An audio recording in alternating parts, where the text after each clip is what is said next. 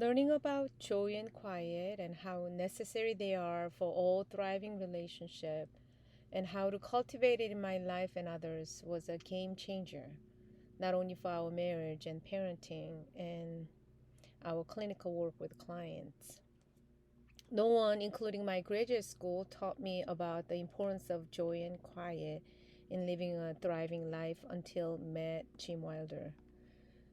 Jim Wilder is a person who studied Alan Shore's original work, integrated with the theology, and provide us with a simple takeaway that living in the rhythms of joy and quiet is an essential and crucial skill to live a thriving life. For those who might be interested in Alan Shore, I want to briefly mention about who he is and his work. Alan Shore is a prominent researcher in the field of developmental psychology and neuropsychology. He's the one who extensively studied about the importance and power of right brain to right brain communication in human development. What is joy and quiet then? Joy is the experience or emotional knowing that someone is glad to be with you. I would say that joy is the felt experience you get when you are found in someone's shimmering eyes. When you smile at a baby at the grocery store, that baby is found in your shimmering eyes at that moment. That baby smiles back at you now. You are found in that baby's shimmering eyes. You both at that moment experience and build joy.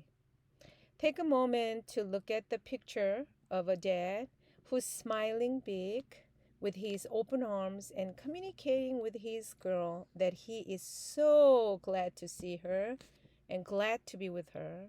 He's not using the words, yet you can easily detect the message of dad's heart here that she matters to him the most, and then he loves her and cares about her so much. Joy is communicated to others via right brain communication. This is another image that tells you what joy feels like. Look at the facial expression, shimmering eyes, gesture of high five. You and I can feel the high energy of joy by simply looking at the picture. Take a moment to listen to Zephaniah. Zephaniah 3:17. For the Lord your God is living among you. He's a mighty Savior. He will take delight in you with gladness. He will rejoice over you with joyful songs. I grew up memorizing this verse in Korean. Korean version describes God's joy in the verse like this. God cannot contain the joy when he sees you. I always love Korean version of this verse, how it portrayed joy. It makes me picture parents who see their baby's cuteness saying to themselves, "Oh my, I cannot take it. How could she be so cute?" They almost cannot handle or contain the energy of joy that goes through their body when they experience joy. Like these examples, joy is always relational. It is experienced in the context of relationship. Then what about quiet? Quiet is another expression of joy that is actually expressed in a low form of energy.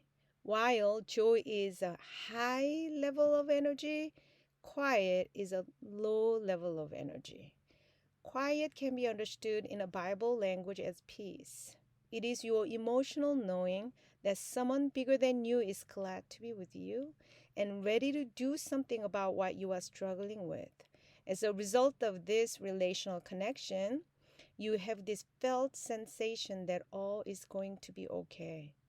Pain is there, but contained by the presence of love and help that has a bigger capacity than you.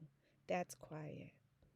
Take a moment to look at the picture of a mom and dad who's comforting a child who's in distress. Again, you can tell that this mom and dad are fully present to their child and their suffering. Their facial expressions, their gentle eyes, gestures of holding them softly and tightly convey their child in distress that I'm glad to be with you right here, right now. I'm not going anywhere. This moment with you is the place I want to be. They are using the they are not using the word yet. You can easily detect the message of their heart towards them. You matter to me the most. Your pain matters to me. I love you. I'll do anything that will help you feel better. Again, quiet or peace is communicated to others via right brain communication. This is another image that tells you what quiet feels like. Look at the player who's standing and lending the hand to the other player who's on the ground, defeated and feeling despair. Take a moment to take in the standing player's facial expression, gentle gaze of eyes, posture of lowering his body, gesture of extending his hand. You and I can feel this quiet yet powerful energy of care by simply looking at the picture. Look at Zephaniah 3:17 again and pay attention to the first line that established who God is as a mighty Savior and to the line that describes what He will do. It says, with His love, He will calm all your fears. This reminds me of how a mom calms the baby who's in distress. Mom holds the baby who's crying close to her chest and soothes the baby's distressed body with a rocking motion and the sound of shh, shh, shh, shh. Like these examples, quiet is always relational as well. It is expressed in the context of a relationship. We keep practicing seeing God as our original parents who made us in their image, in their love, and interacting with us in the rhythms of joy and quiet moment by moment. Infants' brains grow optimally with the rhythms of joy and quiet in their interaction with their parents. When we hear this kind of information, we have mixed feelings. One, I did not have the rhythms of joy and quiet growing up. No wonder why I struggle. And now what? Number two, I did not give these kind of rhythms of joy and quiet to my kids. Oh no, what do I do now? Let us pause and notice here our energy of fear.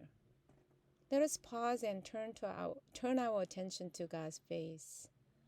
Does He look worried about you and your children? My reading of God's face is that He does not look worried. If God is not worried, we do not need to be worried about it either. It looks like He got this and is gesturing us to keep our eyes on His face and follow Him.